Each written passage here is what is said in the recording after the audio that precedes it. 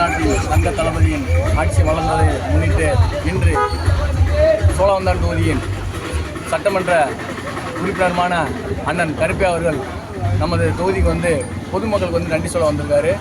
இந்த பொதுமக்கள் நிகழ்வு வந்து நாங்கள் தன்னிச்சையாக எவ்வளோ தூரம் பொதுமக்களும் இளைஞர்களும் பெண்களும் முதியோர்களும் இங்கே வந்து எங்களுக்கு வந்து தளபதி வந்து நம்பி ஓட்டு போட்டாங்களோ அந்த ஓட்டு சதவீதம் வந்து எவ்வளோன்னு உங்களுக்கே தெரியும். நாங்கள் சொல்லி தரணும்னு அவசியம் இல்லை. ஒவ்வொரு குழந்தைகள் முதற்கொண்டு இன்றைக்கி வந்து தளபதி நன்றி சொல்லியிருக்காரு. ஒரு நல்லாட்சியை ஏற்படுத்தணும் அப்படின்ற ஒரு நல்ல எண்ணத்தில் எதிர்க்கட்சி தலைவராக இருந்தாலும் சரி வீடு தேடி சென்று வந்து அவர் மரியாதை செஞ்சிருக்காரு. 1977 வந்து அண்ணா வந்து காமராஜர் செஞ்ச மதிப்பு மாதிரி அதுக்கப்புறம் இத்தனை அரசியல்வாதி வந்திருக்காங்க, இத்தனை அரசியல் ஆட்சி நடந்திருக்கு. எந்த ஒரு மாற்றமும் யாரும் செய்யலை. மாற்றத்துக்கான உருவாக்கத்தை தளபதி இதிலேருந்து ஆரம்பிச்சிருக்காரு. எங்களுக்கு போட்ட முதல் கையெழுத்து மின்சாரம் இலவசம், பெண்கள் பாதுகாப்பு, போதை இல்லாத தமிழ்நாடு, இதுதான் தளபதி போட்ட முதல் கையெழுத்து. அதை நாங்கள் வாக்குறுதியில் சொல்லியிருந்தோம். அதை முதலே நிறைவேற்றுறது முதல் கையெழுத்தாக தளபதி போட்டது வந்து இன்று உடனே தமிழ்நாட்டை எக்ஸிக்யூட் பண்ணது ஒரே தமிழக முதலமைச்சர் வந்து நம்ம தளபதி மட்டும்தான். சரிங்களா? இன்னொரு விஷயம் என்னன்னு கேட்டிங்கன்னா, நாங்கள் சொல்லக்கூடிய விஷயங்கள் எதிர்கட்சி என்ன சொன்னாங்கன்னா, நாங்கள் போட்ட திட்டங்களை வந்து நிறைவேற்ற மாட்டாங்க, நிறுத்தி வச்சுருவாங்க, இந்த அம்மா உணவு மாதிரி மாறிடும் அப்படின்னு சொன்னாங்க.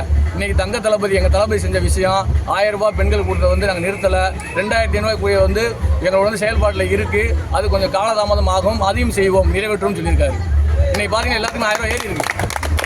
அதேமாதிரி மாணவர்களுக்கு வந்து கொடுக்க வேண்டிய உதவித்தொகையும் ஊக்கத்தொகையும் இன்று வரை இப்போ வரை அவங்க எல்லாமே ஏறி இருக்குது. நாங்கள் வந்து எதிர்கட்சி போட்ட அந்த எந்த திட்டங்களையும் தளபதி வந்து நிறுத்தலை. இன்னும் ஊக்கத்தொகையை கொடுத்து நாங்கள் நிறைவேற்றிட்டு தான் இருக்கோம். நாங்கள் யாரையுமே வந்து எதிர்கட்சியாகவே நினைக்கல.